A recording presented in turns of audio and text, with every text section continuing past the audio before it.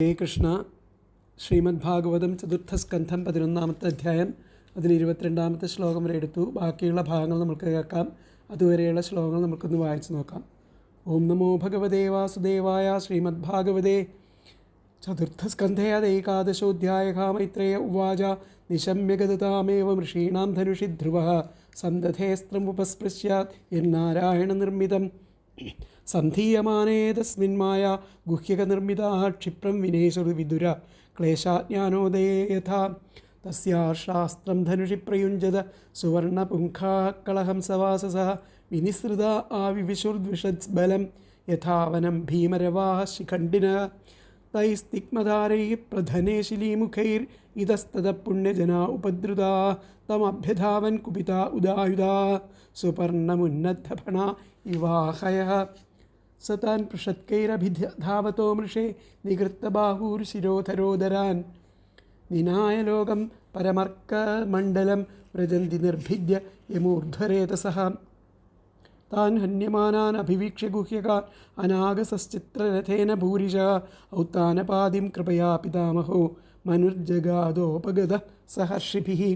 മനുർവാച അലം വത്സാതിരോഷേണ തമോദ്വാരേണ പാപ്മന യേന പുണ്യജനാനേതാൻ അവധിയിൽ സ്തുവൻ അനാഗസഃ നാസ്മത്കുലോചിതം ദാതാ കർമ്മൈതത് സദ്വിഗർഹിതം വധോ യദുപദേവാനാം ആരബ്ധസ്തേ കൃതൈനസാം നന്വേഗസ്യാപരാധേന പ്രസംഗാത് ബഹവോ ഹതാഃ ഭ്രാതൃവധാഭിതപ്തേന ത്വയാം ഭ്രാതൃവത്സല നായം Marco he സാധൂനാം ഋഷീകേശാനുവർത്തിനാം യദാത്മാനം പരാഗൃഹ്യ പശുവദ്ഭൂതവൈശസം സർവഭൂതാത്മഭാവേന ഭൂതാവാസം ഹരിം ഭവാൻ ആരാധ്യാപതുരാരാധ്യം വിഷ്ണോസ്തൽപരമം പദം സത്വം ഹരേരനുധ്യാതസ്തൽപുംസാമപി സമ്മതഃ കഥം ത്വവദ്യം കൃതവാൻ അനുശിക്ഷൻ സതാം വ്രതം.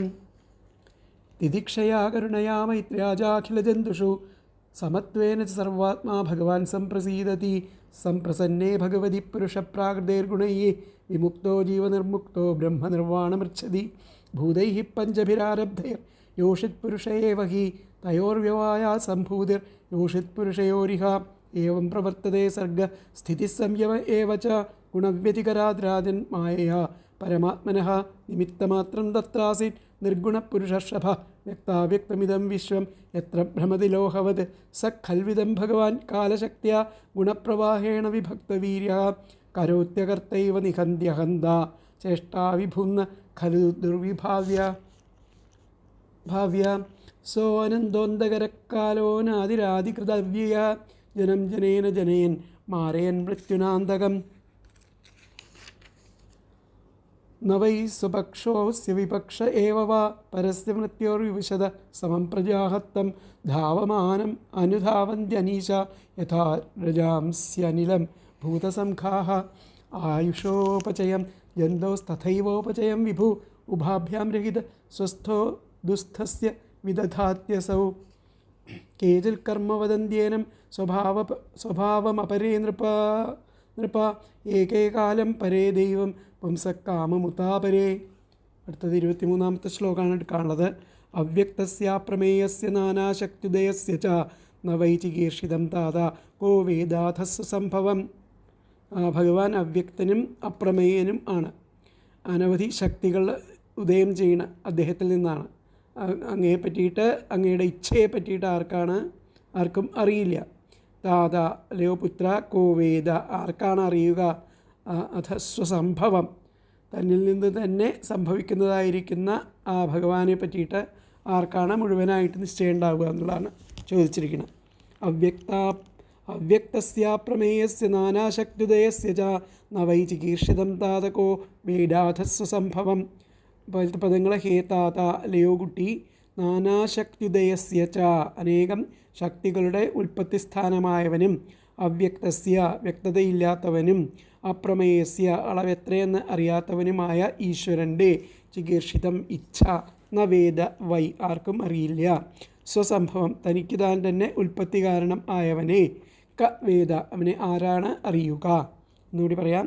ഹേ താത അല്ലയോ കുട്ടി, നാനാശക്തിദയസ്യ ച അനേകം ശക്തികളുടെ ഉൽപ്പത്തി സ്ഥാനമായവനും അവ്യക്തസ്യ വ്യക്തതയില്ലാത്തവനും അപ്രമേയസ്യ അളവെത്രയെന്ന് അറിയാത്തവനുമായിരിക്കുന്ന ഈശ്വരൻ്റെ ചികീർഷിതം ഇച്ഛ ന വേദ വൈ ആർക്കും അറിയില്ല. സ്വസംഭവം തനിക്ക് താൻ തന്നെ ഉൽപ്പത്തി കാരണമായവനെ ക വേദ ആരാണ് അറിയുക. അതിൽ തന്വയം വന്നിട്ട് ഹേ താത നാനാശക്തിയുദയസ്യ ച ഉൽപ്പത്തി നാനാശക്തിയുദയസ്യ ച അവ്യക്തസ്യ അപ്രമേയസ്യ ചികീർഷിതം ന വേദ വൈ സ്വസംഭവം ക വേദ. കൂടി പറയാം. ഹേ താത നാനാശക്തിയുദയസ്യ ച അവ്യക്തസ്യ അപ്രമേയസ്യ ചികീർഷിതം ന വേദ വൈ സ്വഭാവം സ്വസംഭവം ക വേദ.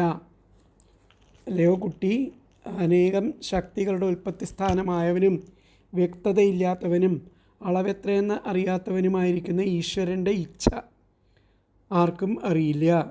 തനിക്ക് താൻ തന്നെ ഉൽപ്പത്തി കാരണമായവനെ ആരാണ് അറിയുക.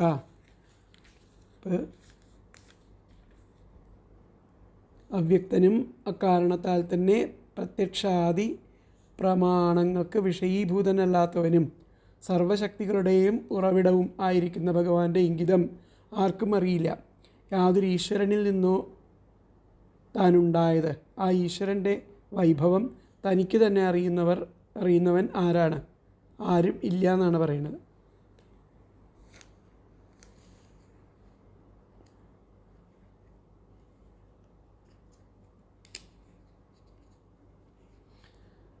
മീമാംസാശാസ്ത്രം അതുപ്രകാരം പ്രത്യക്ഷം, അനുമാനം, ശാബ്ദം, ഉപമിതി, അർത്ഥാപത്തി, അഭാവം എന്നിങ്ങനെ പ്രമാണങ്ങൾ 6 പ്രമാണങ്ങളുണ്ട്.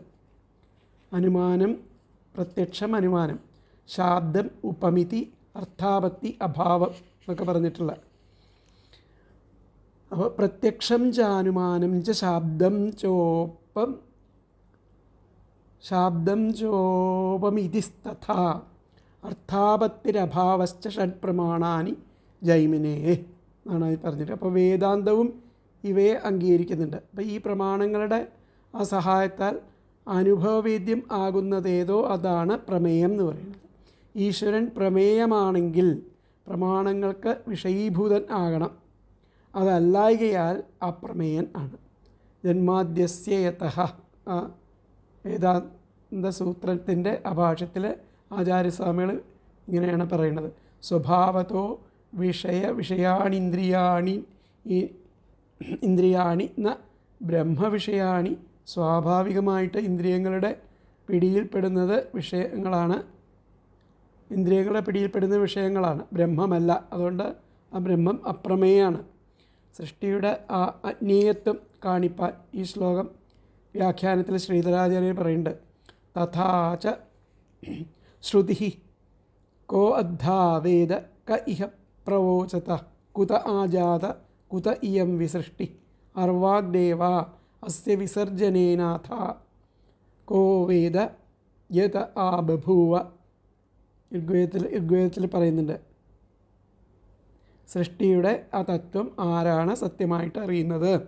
ഈ പറഞ്ഞതിൻ്റെ അർത്ഥമാണ് ഈ ലോകത്തിൽ നല്ലപോലെ ആർക്കാണ് ഇത് പറയാൻ കഴിയുക? വിവിധ ഭൗതിക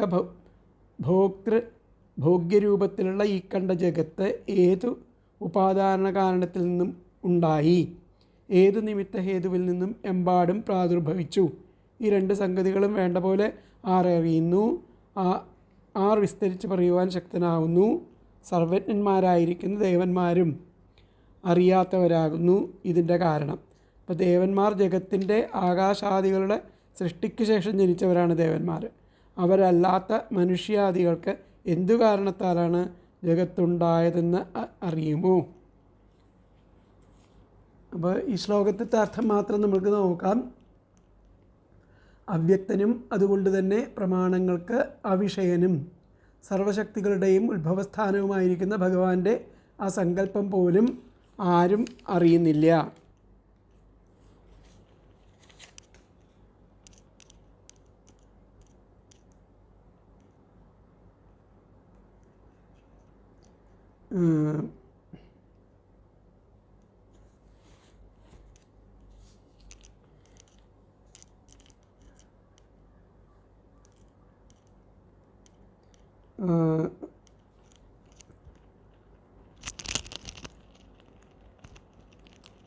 അപ്പോൾ ഇതിൻ്റെ ഒരു മിനിറ്റ്. അപ്പോൾ കഴിഞ്ഞ ശ്ലോകത്തിലൂടെ പറഞ്ഞു, അങ്ങനെയാണെങ്കിൽ നാനാവിധവാദത്തിൻ്റെ കാരണം കാണിക്കണം. ഈശ്വരൻ തന്നെ ബഹുരൂപനായിരിക്കുന്നതിനാൽ ഓരോരുത്തർ നാമരൂപഭേദങ്ങളെ ആശ്രയിച്ചിട്ട് ബഹുവാദം ചെയ്യണം. വസ്തുഭേദം ഇല്ല എന്നുറപ്പിക്കുന്നു. ഈ മീമാംസകർ ഈശ്വരനെ തന്നെ കർമ്മം എന്ന നാമധേയത്താൽ വ്യവഹരിക്കുന്നു. നിരീശ്വരവാദികൾ സ്വഭാവം എന്ന് പറയുന്നു. പൗരാണികന്മാർ കാലമെന്ന് പറയുന്നു. ജ്യോതിശാസ്ത്രജ്ഞന്മാർ ഗ്രഹാദി ദേവകളായിട്ട് പറയുന്നു. വാത്സ്യായനൻ മുതലായവർ പുരുഷൻ്റെ കാമം ആണ് കാരണമെന്ന് പറയുന്നു. ഇവർ പറയുന്ന ആ നാമരൂപങ്ങളെ എല്ലാം ഭേദിച്ചിരിക്കുന്നതല്ലാതെ ജഡങ്ങളായിരിക്കുന്ന ഇവയ്ക്കൊന്നിനും സ്വതേ കർത്തൃത്വം ഇല്ല. പ്രത്യേകം ഓരോന്നിനെ ഹേതുവായി പറയുന്നത് അവരുടെ മതം എന്ന് മാത്രമേ പറഞ്ഞുകൂടൂ. ഹേ രാജൻ, സർവശക്തനായിരിക്കുന്ന ഈശ്വരൻ്റെ സാന്നിധ്യം കൂടാതെ ഒന്നും തന്നെ ചലിക്കുക പോലുമില്ലെന്ന് അങ്ങക്ക് അറിയാമല്ലോ എന്ന് പറഞ്ഞു. അപ്പോൾ ഇങ്ങനെ നാനാസ്വരൂപത്തെ ഈശ്വരൻ എന്തായിട്ട് ധരിക്കുന്നു, വാസ്തവമായിരിക്കുന്ന ആ മൂലസ്വരൂപം എന്താകുന്നു എന്നുള്ള ശങ്കയ്ക്ക് സമാധാനം പറയുകയാണ്. ഹേ ബാല, ഭഗവാന്റെ ഇഷ്ടം എന്താണെന്ന് അറിവാൻ കഴിയുന്നതല്ല. പൂർണ്ണാനന്ദ തൃപ്തനെന്നും നാനാസ്വരൂപ സ്വീകാര്യത്താൽ പ്രയോജനം എന്താണെന്നും പറവാൻ ആർക്കും സാധിക്കുകയില്ല. എല്ലാവരുടെയും ഉത്ഭവത്തിന് പരമകാരണമായിരിക്കുന്ന പുരാണപുരുഷനെ അനന്തരജാതന്മാരിൽ ആർ എങ്ങനെ ശരിയായിട്ട് അറിയും? അതിനാൽ നിത്യാനന്ദ സ്വരൂപൻ്റെ നാനാരൂപ ധാരണ ഹേതുവിനെ ക്ലിപ്തപ്പെടുത്തി പറവാൻ അറിഞ്ഞുകൂടാ. അറിവ് യഥാർത്ഥ ബുദ്ധിയെ ആശ്രയിച്ചാണല്ലോ ഇരിക്കുന്നത്. ഭഗവാൻ ബുദ്ധിക്ക് വിഷയമല്ലാത്തതിനാൽ അപ്രമേയൻ എന്ന് പറയപ്പെടുന്നു. എന്തുകൊണ്ടാണ് ബുദ്ധിക്ക് വിഷയം ആകാത്തതെന്നാൽ ഭഗവാൻ അവ്യക്തൻ ആകുന്നു. അതുകൊണ്ട് ബുദ്ധിയാതീതൻ. എന്നാൽ ഉണ്ടെന്ന് തന്നെ നിശ്ചയിക്കുന്നു. എങ്ങനെയെന്നാൽ ആ നാനാശക്തികളുടെയും ആ വാസ്തവമായിരിക്കുന്ന ഉൽപ്പത്തിസ്ഥാനം ഭഗവാനാകുന്നു. കാര്യത്താൽ കാരണത്തെ അനുമാനം കൊണ്ട് അറിയണം. ആ ജഡങ്ങൾ വ്യാപരിച്ചു കാണുമ്പോൾ ആ വ്യാപരിക്കുന്ന ചിദ്രൂപൻ ഒരുവനുണ്ടെന്ന് അറിവാൻ ആർക്കു സാധിക്കും എന്നുള്ളതാണ് ചോദിക്കുന്നത്. അപ്പോൾ ഇതിലത്തെ വ്യാഖ്യാനം എന്താ പറഞ്ഞതെന്ന് നോക്കാം. വ്യാഖ്യാനത്തിൽ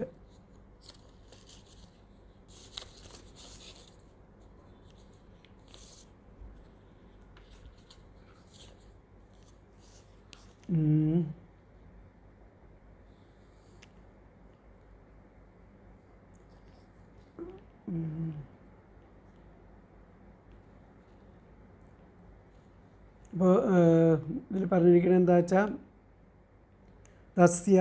തസ്യാവ്യക്തസ്യ, അങ്ങനെ ആ അവ്യക്തം ആയിരിക്കുന്ന ആ ഭഗവാന്റെ ചികീർഷിതം ഇച്ഛ കോപി ന വേദ, ആർക്കും അറിയില്ല. ഹേ പുത്ര,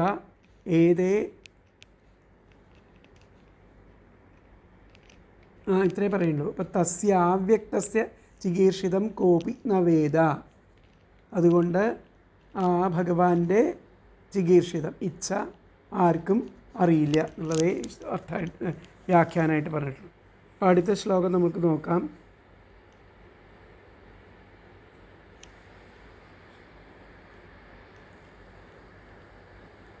അടുത്ത ശ്ലോകം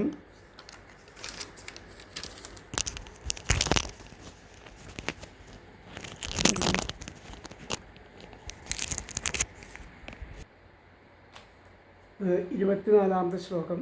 ന ചൈതേ പുത്രകഭ്രാതൃഹന്താരോ ധനദാനുഗാ വിസർഗാദാനയോസ്താത പുംസോ ദൈവം ഹി കാരണം. ന ചൈതേ പുത്രകഭ്രാതൃഹന്താരോ ധനദാനുഗാ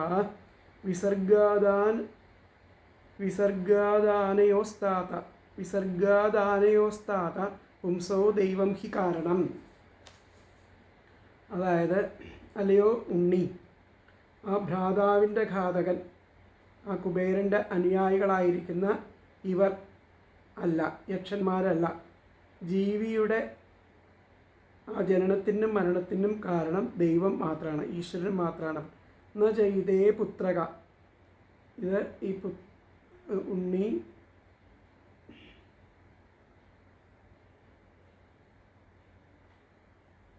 ഇത് എന്താണ്, ഈ യക്ഷന്മാരെല്ലാം ന ചെയ്തേ ധനകാനുക, യക്ഷന്മാരുടെ പുത്രന്മാരല്ല അല്ല ചെയ്തത്.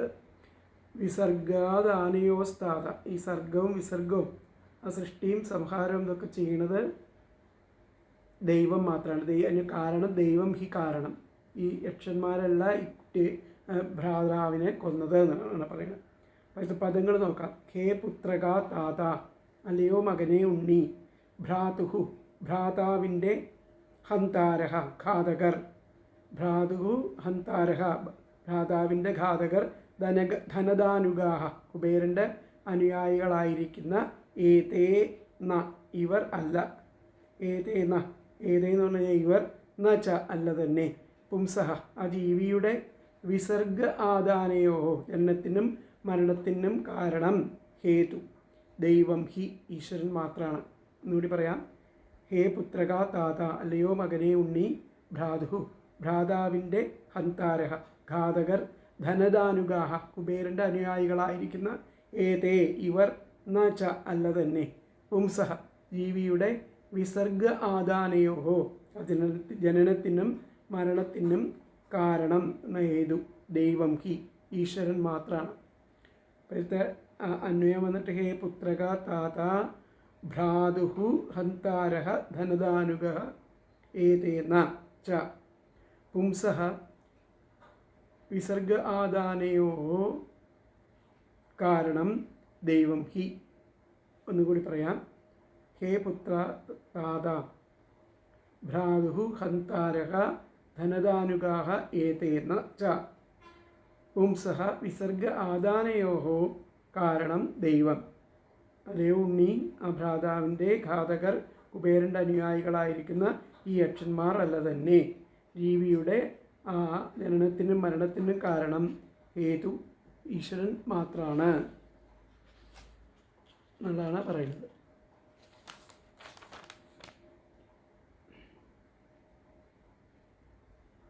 അപ്പോൾ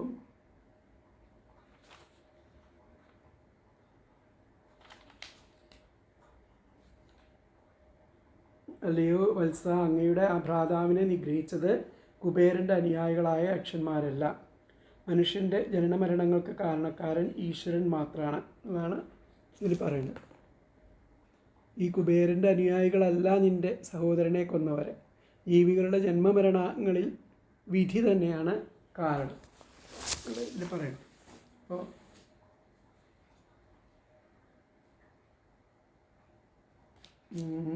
ന ചെയ്തേ പുത്രകഭ്രാതൃഹന്താരോ ധനദാനുഗ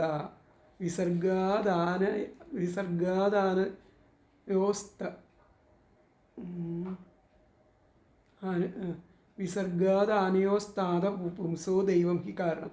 ലോകം ഭഗവദധീനമാണെന്ന് സാധിച്ചതിൻ്റെ ആ പ്രയോജനത്തെപ്പറ്റി പറയുകയാണ്. ഹേ പുത്ര, നിൻ്റെ ഭ്രാതാവായിരിക്കുന്ന ഉത്തമനെ സംഹരിച്ചവർ കുബേര സഹചരന്മാരായിരിക്കുന്ന ഇവരാണെന്ന് നീ ധരിക്കണ്ട. ഒരുവൻ്റെ ജനന മരണങ്ങളുടെ പ്രധാന കാരണം ദൈവമാകുന്നുവെന്ന് ധരിച്ചുകൊള്ളുക. ഇതിലത്തെ വ്യാഖ്യാനം വന്നിട്ട് എന്താ പറഞ്ഞത് നോക്കാം. ഹേ പുത്ര, ഏതേ യക്ഷാസ്തവ ഭ്രാതൃഹന്താരോ, ഈ യക്ഷന്മാർ അങ്ങയുടെ ഭ്രാതാവിൻ്റെ ഹന്താരോ എന്ന അങ്ങയുടെ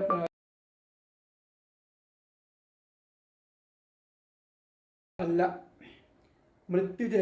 മൃത്യുജന്മനോരീശ്വര ഏവ കാരണം. മൃത്യുവിനും ജന്മത്തിനും കാരണം ഈശ്വരനാണ്. അപ്പോൾ അതുകൊണ്ട് പറയാം, ഏതേ യക്ഷാസ്തവ ഭ്രാതൃഹന്താരോ ന, ഈ യക്ഷന്മാർ അങ്ങയുടെ ഭ്രാതാവിനെ കൊന്നവർ അല്ല. ആണ് ഏതേ യക്ഷാസ്തവ ഭ്രാതൃഹന്താരോ ന മൃത്യുർജന്മനോ ഈശ്വര ഏവ കാരണം. മൃത്യുജന്മനോ ഈശ്വര ഏവ കാരണം.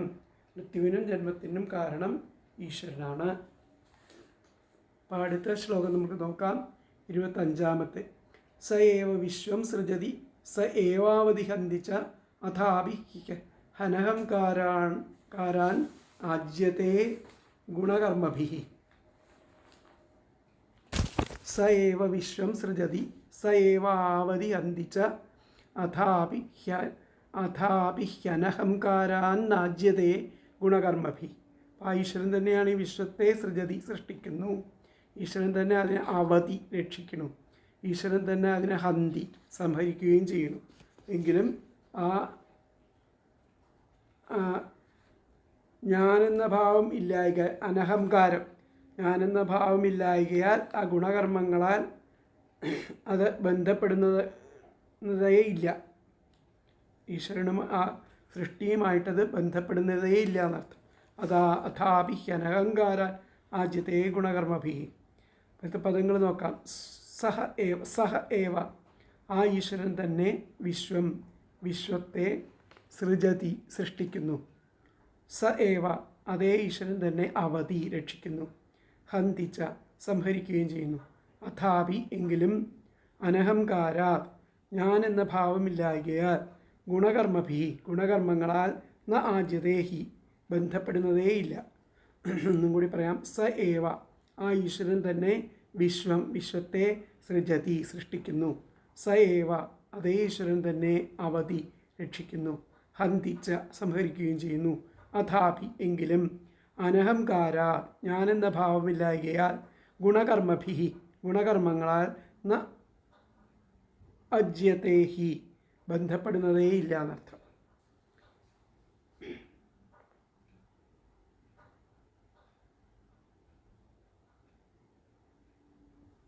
അപ്പോൾ ഇതിലത്തെ അന്വയം വന്നിട്ട് സ ഏവ വിശ്വം സൃജതി സ ഏവ അവധി ഹന്തിച്ച അഥാപി അനഹങ്കാരാത് ഗുണകർമ്മഭി ന അജ്യത്തെ ഹി.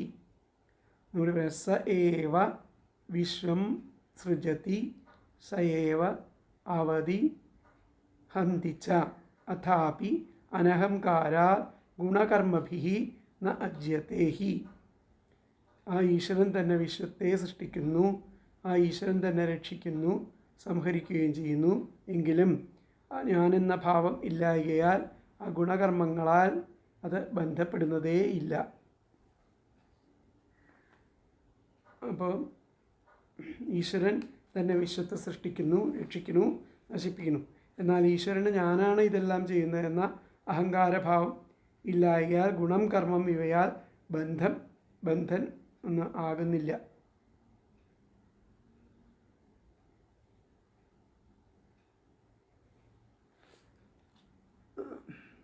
അദ്ദേഹം തന്നെ വിശ്വം സൃഷ്ടിക്കുന്നു, രക്ഷിക്കുന്നു, നശിപ്പിക്കുകയും ചെയ്യുന്നു. എന്നിട്ടും അഹങ്കാരമില്ലാത്തതിനാൽ ആ ഗുണങ്ങളാലോ കർമ്മങ്ങളാലോ ബന്ധിക്കപ്പെടുന്നില്ല.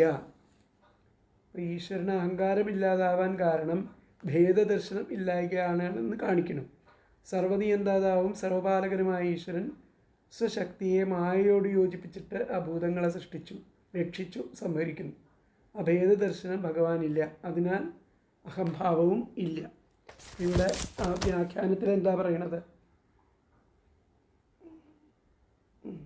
സ ഏവ വിശ്വം സ്വമായയാ, ആ ഭഗവാൻ വിശ്വത്തെ സ്വന്തം മായയാൽ സൃജത്യവധി ഹന്തി സൃഷ്ടിക്കുന്നു, രക്ഷിക്കുന്നു, സംഹരിക്കുന്നു. തഥാപി ഗുണകർമ്മം ന, അതുകൊണ്ട് തന്നെ ആ ഗുണകർമ്മങ്ങളുമായിട്ട് ന സജ്ജത്തെ സംഘം ഉണ്ടാവുന്നില്ല. ഗുണകർമ്മങ്ങളിൽ ആ ഈശ്വരന് സംഘം ഉണ്ടാവുന്നില്ല എന്നുള്ളതാണ് വ്യാഖ്യാനത്തിൽ പറഞ്ഞത്. ഒന്നുകൂടി വ്യാഖ്യാനം വായിക്കാം. സയേവ വിശ്വം സ്വമായയാ സൃജത്യവധി ഹന്തി തഥാപി ഗുണകർമ്മഭിർന്ന സജ്ജത്തെ. ഒന്നുകൂടി പറയാം. സ ഏവ വിശ്വം സ്വമായയാ സൃജത്യവധി ഹന്തി തഥാപി ഗുണകർമ്മഭിർന്ന സജ്ജത്തെ. അടുത്ത ശ്ലോകം നമുക്ക് നോക്കാം. ഏഷ ഭൂതാനി ഭൂതാത്മാ ഭൂതേശോ ഭൂതഭാവനഃ സ്വശക്തിയാ മായയായുക്തഃ സൃജത്യത്തി ച പാതി ച. ഏഷ ഭൂതാനി ഭൂതാത്മാ ഭൂതേശോ ഭൂതഭാവന സ്വശക്തിയാ മായയായുക്ത സൃജത്യത്തി ച പാതി ച. തന്നെ പിന്നെയും പറയുകയാണ്. ഭൂതങ്ങളുടെയെല്ലാം ആത്മാവും ആ ഭൂതങ്ങളുടെയൊക്കെ നിയന്താതാവും ഭൂതങ്ങളുടെയൊക്കെ കാരണവും ആയിരിക്കണം ഇദ്ദേഹം. സ്വന്തം ശക്തിയായ മായയോട് ചേർന്നിട്ട് ആ ഭൂതങ്ങളുടെ സൃഷ്ടിയും രക്ഷിക്കലും ആ സംഹരിക്കലും ഒക്കെ ചെയ്യണമെന്നർത്ഥം.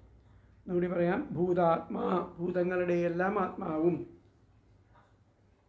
ഭൂതേശ ഭൂതങ്ങളുടെ നിയന്താതാവും ഭൂതഭാവന ഭൂതങ്ങളുടെ കാരണവും ആയിരിക്കുന്ന ഏഷ ഇദ്ദേഹം സ്വശക്തിയ തൻ്റെ ശക്തിയായിരിക്കുന്ന മായയ തൻ്റെ ശക്തിയായിരിക്കുന്ന മായയ യുക്ത ചേർന്നിട്ട് ഭൂതാനി ആ സർവഭൂതങ്ങളെയും സൃഷ്ടിക്കുന്നു, രക്ഷിക്കുന്നു, സംഹരിക്കുകയും ചെയ്യുന്നു. ഭൂതങ്ങളുടെയെല്ലാം ആത്മാവും ഭൂതേശ ഭൂതങ്ങളുടെയെല്ലാം നിയന്താതാവും ഭൂതഭാവന ഭൂതങ്ങളുടെ കാരണവുമായ ഏഷ ഇദ്ദേഹം സ്വശക്തിയാസം തൻ്റെ ശക്തിയായ മായയോട് യുക്ത ചേർന്നിട്ട് ഭൂതാനി സർവഭൂതങ്ങളെയും സൃജതി സൃഷ്ടിക്കുന്നു, പാതിച്ച രക്ഷിക്കുന്നു, അത്തി സംഹരിക്കുകയും അത്തിച്ച സംഹരിക്കുകയും ചെയ്യുന്നു.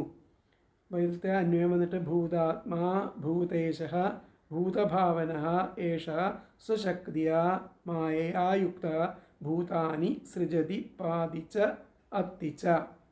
കൂടി പറയാം. ഭൂതാത്മാ ഭൂതേശ ഭൂതഭാവന ഏഷ സ്വശക്തിയ മായയായുക്ത ഭൂതാനി സൃജതി പാതിച്ച അത്തിച്ച. ഭൂതങ്ങളുടെ എല്ലാം ആത്മാവും ഭൂതങ്ങളുടെ നിയന്താതാവും ഭൂതങ്ങളുടെ കാരണവുമായിരിക്കുന്ന ഇദ്ദേഹം തൻ്റെ ശക്തിയായിരിക്കുന്ന മായയോട് ചേർന്നിട്ട് ആ സർവഭൂതങ്ങളുടെയും സൃഷ്ടിക്കുന്നു, രക്ഷിക്കുന്നു, അതുപോലെ സംഹരിക്കുകയും ചെയ്യുന്നു.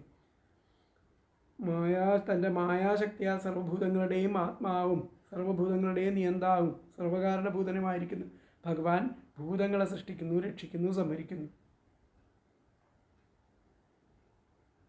അപ്പോൾ മുൻ ശ്ലോകത്തിൽ അഹങ്കാരമില്ലെന്ന് പറഞ്ഞു. അതിൻ്റെ കാരണമായിട്ട് ഇവിടെ താനല്ല തൻ്റെ മായയാണ് സൃഷ്ടിയാദികൾ നടത്തുന്നത്. ഈശ്വരൻ മായയ്ക്ക് അതീതനും ആണ്. അതിനാൽ താനാണ് ഇതെല്ലാം ചെയ്യുന്നതെന്ന അഹങ്കാരബുദ്ധി വരുന്നില്ലെന്ന് അർത്ഥം വരണം. അപ്പോൾ ഇവിടെ വന്നിട്ട്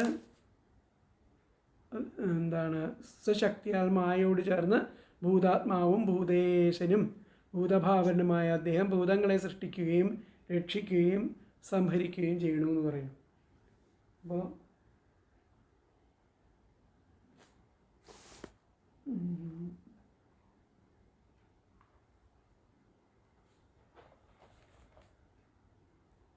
വേദദർശനം ഇല്ലാതെ വരണം എന്നുണ്ടെങ്കിൽ സർവാത്മന ഈശ്വരനെ ശരണം പ്രാപിക്കണം എന്നുപദേശിക്കുകയാണ് ചെയ്യുന്നത്. വത്സ നീയും ആ ഭഗവാനെ തന്നെ സർവാത്മന ശരണം പ്രാപിച്ചു കൊള്ളുക. എന്നാൽ മാത്രമേ അഹന്ത മമതാരൂപമായിരിക്കുന്ന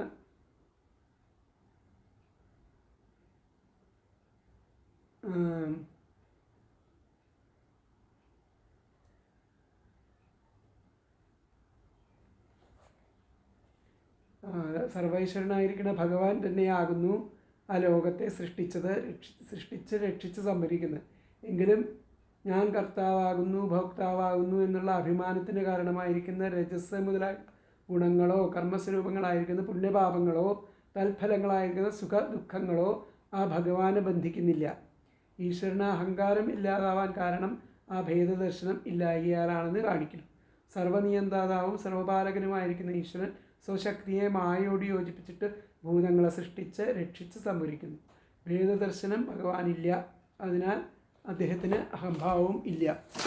അപ്പോൾ ഇവിടെ വ്യാഖ്യാനത്തിൽ എന്താ പറഞ്ഞത് നോക്കാം. തസ്മാത് ഹേ പുത്ര, അതുകൊണ്ട് അല്ലയോ പുത്ര, സ ഏവ വിശ്വം സ്വമായ സൃജത്യവധി ഹന്തി തഥാപി ഗുണകർമ്മഭിർന സജ്ജതേ തസ്മാത് ഹേ പുത്ര തമേവ ഹരിം സർവാത്മനാ ശരണം ഗച്ഛ. ആ ഹരിയെ മാത്രം ശരണം പ്രാപിക്കൂ. അതുകൊണ്ട് പുത്ര ഹരിയെ മാത്രം ശരണം പ്രാപിക്കൂ എന്നുള്ളതാണ് പറഞ്ഞത്.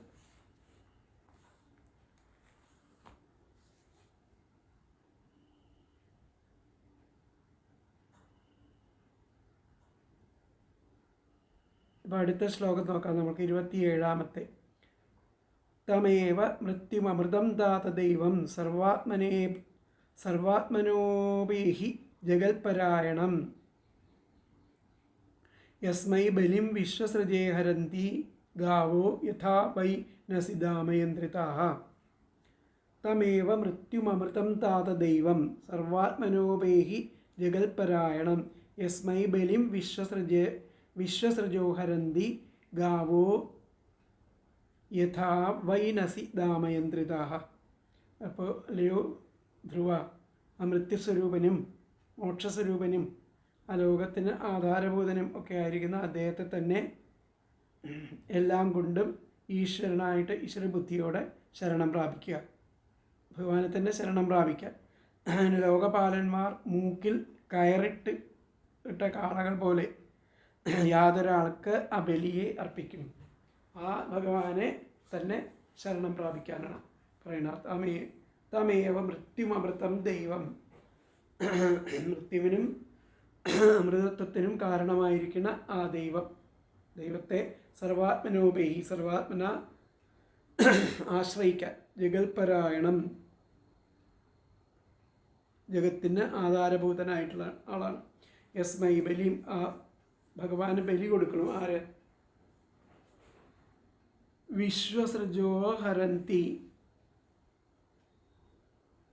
ആ ലോകപാലന്മാർ, വിശ്വസൃജ ലോകപാലന്മാർ എങ്ങനെ? ഗാവോ യഥാവൈനസി ദാമയന്ത്രിത, മൂക്കിൽ കയറിട്ട കാളകളെപ്പോലെ ആ ഭഗവാന് ബലിയെ ഹരന്തി അർപ്പിക്കുന്നു. ഇപ്പോഴത്തെ പദങ്ങൾ നോക്കാം. ഹേ താത, അല്ലയോ കുട്ടി, മൃത്യുസ്വരൂപനും അമൃതം മോക്ഷസ്വരൂപനും ജഗൽപരായണം ലോകത്തിന് ആധാരഭൂതനുമായിരിക്കുന്ന തം ഏവ, ആ അദ്ദേഹത്തെ തന്നെ, ഭഗവാനെ തന്നെ, സർവാത്മന എല്ലാം കൊണ്ടും, ദൈവം ആ ഈശ്വരബുദ്ധിയോടെ ഉപേഹി ശരണം പ്രാപിക്കുക. ഉപേഹി എന്ന് പറഞ്ഞാൽ ശരണം പ്രാപിക്കുക.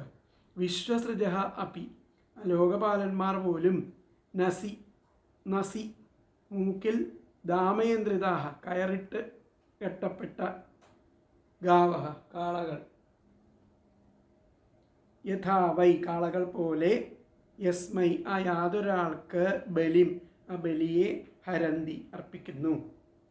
ഒന്നും കൂടി പറയാം. ഹേ താത, അല്ലയോ കുട്ടി, മൃത്യുരൂപനും അമൃതം മോക്ഷരൂപനും മോക്ഷസ്വരൂപനും ജഗൽപരായണം ലോകത്തിന് ആധാരഭൂതനും ആയിരിക്കുന്ന തം ഏവ, ആ അദ്ദേഹത്തെ തന്നെ, സർവാത്മന എല്ലാം കൊണ്ടും, ദൈവം ആ ഈശ്വരബുദ്ധിയോടെ ഉപേഹി ശരണം പ്രാപിക്കുക. വിശ്വസൃജ അപി, ലോകപാലന്മാർ പോലും നസി മൂക്കിൽ ദാമയന്ത്രിതാഹ കയറിട്ട് കെട്ടപ്പെട്ട ഗാവഹ കാളകൾ, യഥാവൈ പോലെ, യസ്മൈ യാതൊരാൾക്ക് ബലിയെ ഹരന്തി അർപ്പിക്കുന്നു. ഇപ്പോഴത്തെ അന്വയം വന്നിട്ട്, ഹേ താത, മൃത്യും അമൃതം ജഗത്പരായണം തം ഏവ സർവാത്മന ദൈവം ഉപേഹി. സർവാത്മന ദൈവം ഉപേഹി. വിശ്വസൃജ അപി നസി ദാമയന്ത്രിതാഃ ഗാവഃ യഥാവൈ യസ്മൈ ബലിം ഹരന്തി.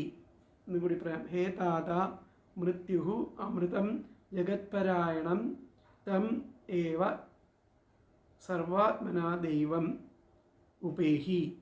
വിശ്വസൃജ അപി നസി ദാമയന്ത്രിതാഃ ഗാവഃ യഥാവൈ യസ്മൈ ബലിം ഹരന്തി.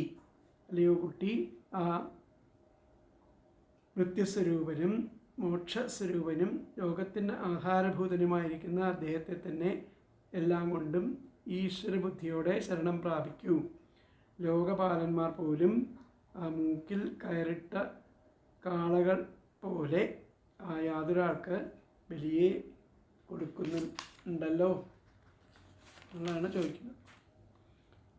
അല്ലയോ വത്സ, ദുഷ്ടന്മാർക്ക് മൃത്യുരൂപനും സജ്ജനങ്ങൾക്ക് മോക്ഷസ്വരൂപിയും സർവാത്മാവും ലോകത്തിന് ഏകാവലംബവും ആയിരിക്കുന്ന ഭഗവാനെ തന്നെ ഉപാസിക്കൂ.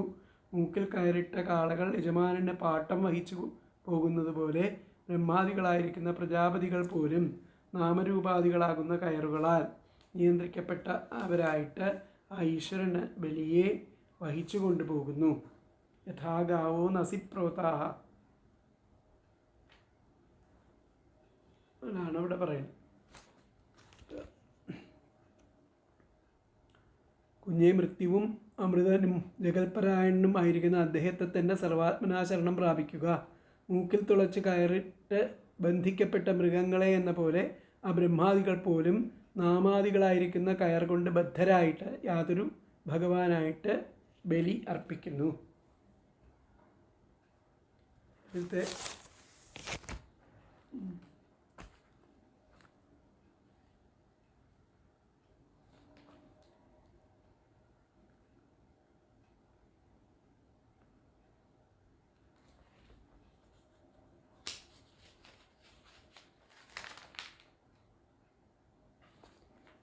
യാതൊരുവൻ്റെ പ്രസാദം നിമിത്തം ആ ദുർലഭമായിരിക്കുന്ന സ്ഥാനം നിനക്ക് സിദ്ധിച്ചിരിക്കുന്നുവോ അവനെ മറന്നതാണ് അനർത്ഥ കാരണം. ഉടനെ ആ ഭഗവാനെ തന്നെ ആശ്രയിക്കുകയെന്ന് ഉപദേശിക്കുന്നു. ആണ് ഇവിടെ പറഞ്ഞിരിക്കുന്ന ജന്മമരണ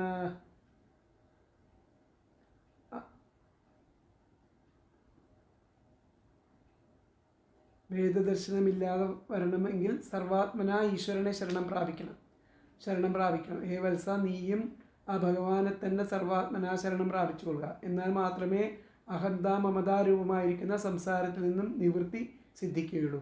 അഹങ്കാരത്തോടു കൂടെ പ്രവർത്തിക്കുന്ന അഭക്തന്മാരെ ആ ജന്മമരണാദികളിൽ തള്ളിവിടുന്നതും സർവാത്മനാ ഭജിക്കുന്നവർക്ക് മോക്ഷത്തെ കൊടുക്കുന്നതും എല്ലാ പേർക്കും പരമ ആയിരിക്കുന്നതും ആ ജഗദീശ്വരനും ആകുന്നു. എങ്ങനെയാണ് ആ ശരണം പ്രാപിക്കേണ്ടതെന്ന് വിവരിക്കണം. ലോകസൃഷ്ടിയിൽ ഏർപ്പെട്ടിരിക്കുന്ന ബ്രഹ്മാവ് തുടങ്ങിയിട്ടുള്ള സർവരും ആ മൂക്ക് തുളച്ച് കയർ കയ്യിൽ പിടിച്ചിരിക്കുന്ന യജമാനു വേണ്ടി പ്രവർത്തിക്കുന്ന കാളകളെ എന്ന പോലെ അവരവർ ചെയ്യുന്ന പ്രവൃത്തിയെ ഭഗവത് പ്രസാദത്തിനായിട്ട് അല്ലെങ്കിൽ ഭഗവത് പ്രസാദ പ്രാപ്തിക്കായിട്ട് സമർപ്പിക്കുന്നു. അതുപോലെ നീയും ആ ഭഗവത് പ്രേരിതനായിട്ട് ചെയ്യുന്ന സകല വ്യാപാരങ്ങളെയും ഭഗവത് പ്രസാദ ലാഭത്തിനായിട്ട് സമർപ്പിച്ചുകൊള്ളുക. എന്നാൽ പുണ്യപാപരൂപ കർമ്മങ്ങളുടെ ബന്ധനത്തിൽ നിന്നും മുക്തനാവാൻ നിനക്ക് സാധിക്കും. അപ്പോൾ ഇവിടെ വ്യാഖ്യാനത്തിൽ എന്താ പറഞ്ഞത്? തമേവ മനസ്സി സ്ഥിതം പരമാത്മാനം വിലോക്യ. അങ്ങനെ ആ മനസ്സിൽ സ്ഥിതനായിരിക്കുന്ന ആ പരമാത്മാവിനെ വിലോക്യ ആശ്രയിച്ചിട്ട്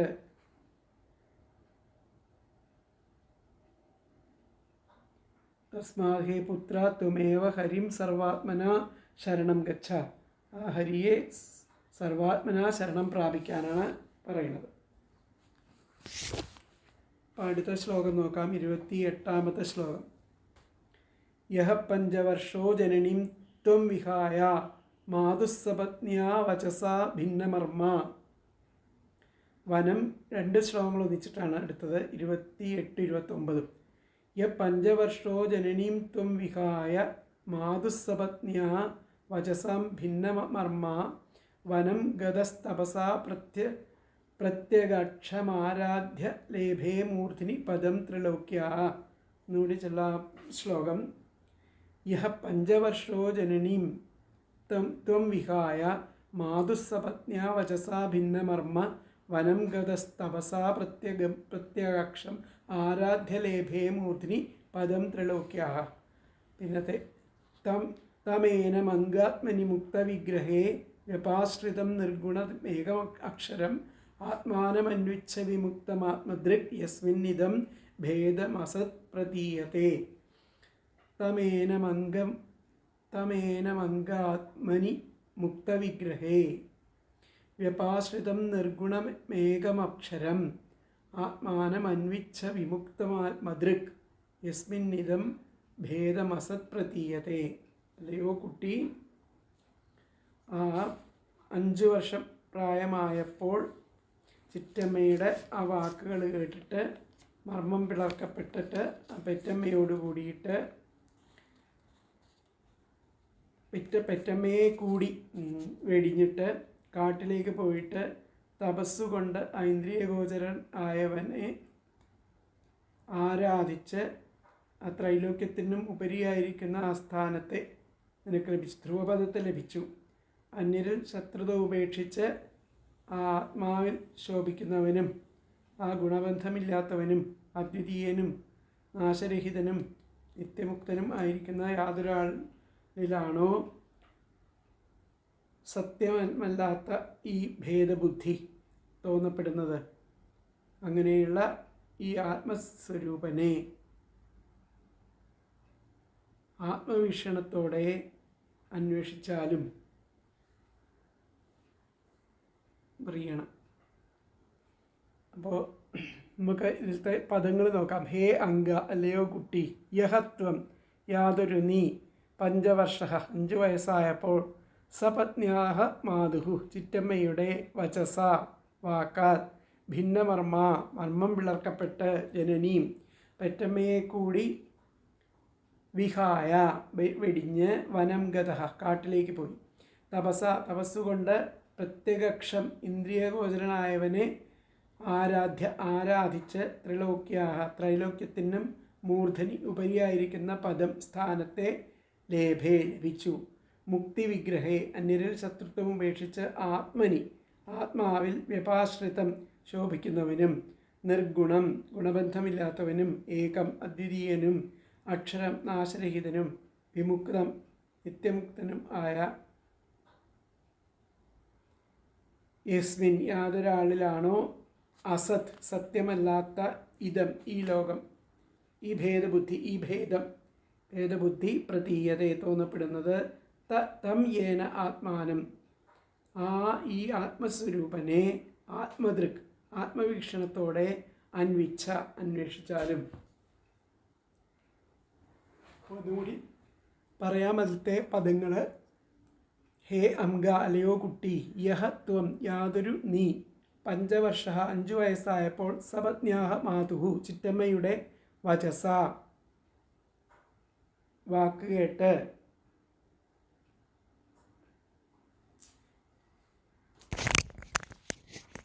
ചിറ്റമ്മയുടെ വാക്ക് കേട്ടിട്ട് മർമ്മം ഭേദിച്ചവനായിരിക്കുന്ന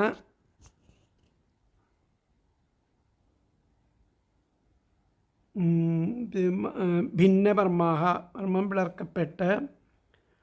പെറ്റമ്മയോട് കൂടിയിട്ട്. ജനനീം, പെറ്റമ്മയോട് കൂടിയിട്ട്. വിഹായ, വെടിഞ്ഞ്, പെറ്റമ്മയെ വെടിഞ്ഞ്. വനം ഗതഃ, കാട്ടിലേക്ക് പോയി. തപസ, തപസ്സുകൊണ്ട്. പ്രത്യഗക്ഷം, ഇന്ദ്രിയഗോചരനായിരിക്കുന്ന ആ ഭഗവാനെ ആരാധിച്ച്. ത്രിലോക്യാഹ, ത്രൈലോക്യത്തിനും മൂർധനി, ഉപരിയായിരിക്കുന്ന പദം, പദത്തെ. ലേഭേ, ലഭിച്ചു. അങ്ങനെ മുക്തവിഗ്രഹേ, അന്യരിൽ ശത്രുത്വം ഉപേക്ഷിച്ചിട്ട്. മുക്തവിഗ്രഹേ, ശത്രുത്വം ഉപേക്ഷിച്ചിട്ട്. ആത്മാവിൽ, ആത്മനി. വ്യപാശ്രിതം, ശോഭിക്കുന്നവനും. നിർഗുണം, ഗുണം ഇല്ലാത്തവനും. ഏകം, അദ്വിതീയനും. അക്ഷരം, നാശരഹിതനും. വിമുക്തം, നിത്യമുക്തനും ആയിരിക്കണ. യസ്മിൻ, യാതൊരാളിലാണോ. അസത്, ഭേദം, സത്യമല്ലാത്ത. ഇതം, ഈ ഭേദബുദ്ധി. പ്രതീയതേ, തോന്നപ്പെടുന്നത്. തം ഏനം ആത്മാനം, ഈ ആത്മസ്വരൂപനെ. ആത്മദൃക്, ആത്മവീക്ഷണത്തോടെ. അന്വേഷിച്ചാലും. ഒന്നുകൂടി പറയാം. ഹേ അംഗ, അലയോ കുട്ടി. യഹത്വം, യാതൊരു നീ. പഞ്ചവർഷ, 5 വയസ്സായപ്പോൾ. സപത്ന്യാ മാതുഹു, ചിറ്റമ്മയുടെ. വചസ, വാക്കുകളാൽ. ഭിന്നമർമാഹ, മർമ്മം പിളർക്കപ്പെട്ട്. ജനനീം, പെറ്റമ്മയോടുകൂടി. വിഹായ, പെറ്റമ്മയെ കൂടി. വെടിഞ്ഞ്. വനം ഗതഃ, കാട്ടിലേക്ക് പോയി. തപസ, തപസ്സുകൊണ്ട്. പ്രത്യഗക്ഷ, ഇന്ദ്രിയഗോചരനായവനെ. ആരാധിച്ച്. ത്രിലോക്യാഹ, ത്രൈലോക്യത്തിനും മൂർധനി, ഉപരിയായിരിക്കുന്ന പദം, ആ സ്ഥാനത്തെ. ലേഭേ, ലഭിച്ചു. മുക്തവിഗ്രഹേ, അന്യരിൽ ശത്രുത്വം ഉപേക്ഷിച്ച്. ആത്മനി, ആത്മാവിൽ. വ്യപാശ്രിതം, ശോഭിക്കുന്നവനും. നിർഗുണം, ഗുണബന്ധമില്ലാത്തവനും. ഏകം, അദ്വിതീയനും. അക്ഷരം, നാശരഹിതനും. വിമുക്തം, നിത്യമുക്തനും ആയ. യസ്മിൻ, യാതൊരാളിലാണോ. അസത്, സത്യം ഇല്ലാത്ത. ഇതം, ഭേദം, ഈ ഭേദബുദ്ധി. പ്രതീയതേ, തോന്നപ്പെടുന്നത്. തം ഏനം ആത്മാനം, ഈ ആത്മസ്വരൂപനെ. ആത്മദൃക്, ആത്മവീക്ഷണത്തോടെ തന്നെ. അന്വേഷിച്ചാലും. അപ്പോൾ ഇതിലത്തെ അന്വയം വന്നിട്ട്. ഹേ അംഗ, യഹ ത്വം. പഞ്ചവർഷ, സപത്ന്യ മാതുഹു. വചസ, ഭിന്നമർമ്മ. ജനനീം, വിഹായ. വനം ഗതഃ. തപസാ, പ്രത്യഗക്ഷം ആരാധ്യ. ത്രിലോക്യാഹ, മൂർധനി. പദം, ലേഭേ. മുക്തവിഗ്രഹേ, ആത്മനി. വ്യപാശ്രിതം നിർഗുണം ഏകം അക്ഷൗ വിമുക്തം യസ്മിൻ അസത് ഇദം ഭേദം പ്രതീയതേ തം ഏനം ആത്മാനം ആത്മദൃക് അന്വിച്ഛ. ഒന്നുകൂടി പറയാം. ഹേ അംഗ, യഹ ത്വം പഞ്ചവർഷഃ സപത്ന്യാഃ മാതുഃ വചസാ ഭിന്നമർമാ ജനനീം വിഹായ വനം ഗതഃ തപസാ പ്രത്യഗക്ഷം ആരാധ്യ ത്രിലോക്യാ മൂർധനി പരം ലേഭേ മുക്തവിഗ്രഹേ ആത്മനി വ്യപാശ്രിതം നിർഗുണം ഏകം അക്ഷരം വിമുക്തം യസ്മിൻ അസത് ഇദം ഭേദം പ്രതീയതേ തം ഏനം ആത്മാനം ആത്മദൃക് അന്വിച്ഛേ. അല്ലയോ പ്രിയപ്പെട്ടവനെ, അങ്ങക്ക് 5 വയസ്സ് മാത്രം പ്രായമായപ്പോൾ ചിറ്റമ്മയുടെ വാക്കുകൾ കേട്ട് മർമ്മം ഭേദിച്ചവനായി പെറ്റമ്മയെപ്പോലും ഉപേക്ഷിച്ച് വനത്തിൽ പോയി തപസ് ചെയ്തു. യാതൊരു ഭഗവാനെ പ്രസാദിപ്പിച്ച് ത്രൈലോക്യങ്ങൾക്കും ഉപരിയായ സ്ഥാനത്തെ സമ്പാദിച്ചുവോ ആ ആകാരരഹിതനും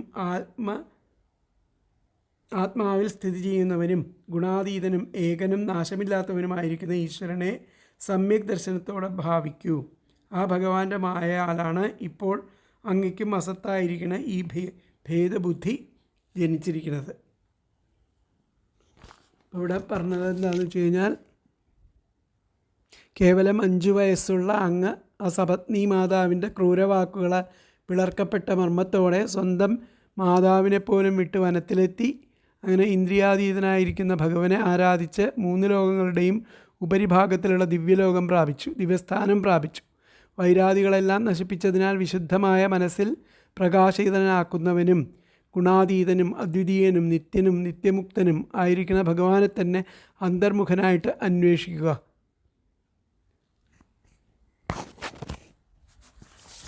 ആണ് ഈ ശ്ലോകത്തിൽ പറയുന്നത്.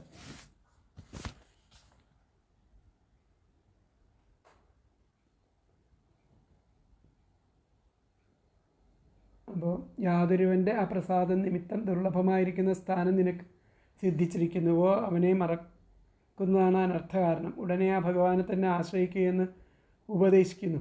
5 വയസ്സ് മാത്രം പ്രായമുണ്ടായിരുന്ന നീ അമ്മയുടെ സപത്നിയായ സുരുചിയുടെ വാക്കിനാൽ ഹൃദയത്തിൽ മുറിവ് തട്ടിയ സമയം അമ്മയെ ഗൃഹത്തിൽ തന്നെ ഉപേക്ഷിച്ചുകൊണ്ട് വനത്തിൽ ഗമിക്കുകയും സർവേന്ദ്രിയങ്ങളെയും അവയുടെ വ്യാപാരത്തിൽ പ്രവർത്തിക്കുന്ന സർവാന്തര്യാമിയെ തപസ്സുകൊണ്ട് ആരാധിച്ച് പ്രത്യക്ഷനാക്കിയിട്ട് ത്രിലോകങ്ങളുടെയും ഉപരിഷ്ഠമായിരിക്കുന്ന സ്ഥാനത്തെ പ്രാപിക്കുകയും ചെയ്തുവല്ലോ.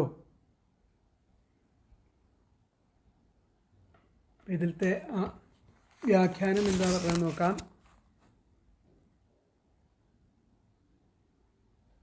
തമേവ ഹരിം സർവാത്മനാ ശരണം ഗച്ഛ യഹ 5 വർഷത്വം വനം ഗത്വ. 5 വയസ്സിൽ നീ വനത്തിൽ പോയിട്ട് തപസ് കൊണ്ട് ഹരിമാരാധ്യ, ഹരിയെ ആരാധിച്ചിട്ട് ലോകത്രയമൂർത്തി, ലോകങ്ങൾക്കും മുകളിലുള്ള പദം, പരമപദം ലബ്ധവാനസി, അങ്ങനെയുള്ള പദത്തെ നീ പ്രാപിച്ചു. തമേവ മനസ്സി സ്ഥിതം പരമാത്മാനം, അങ്ങനെയുള്ള ആ ഭഗവാന്റെ മനസ്സിൽ സ്ഥിരമായിട്ട് പ്രാർത്ഥിക്കാൻ.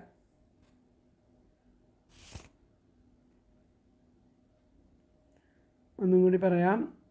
തസ്മാത് ഹേ പുത്ര തമേവ ഹരിം സർവാത്മനാ ശരണം ഗച്ഛ യഹ 5 വർഷത്വം വനം ഗത്വാ തപസാ ഹരിമാരാധ്യ ലോകത്രയമൂർധിനിം പദം ലബ്ധവാൻ ഇതി. ഇനി ബാക്കിയുള്ള അടുത്ത ക്ലാസ്സിലെടുക്കാം. ഹരേ കൃഷ്ണ.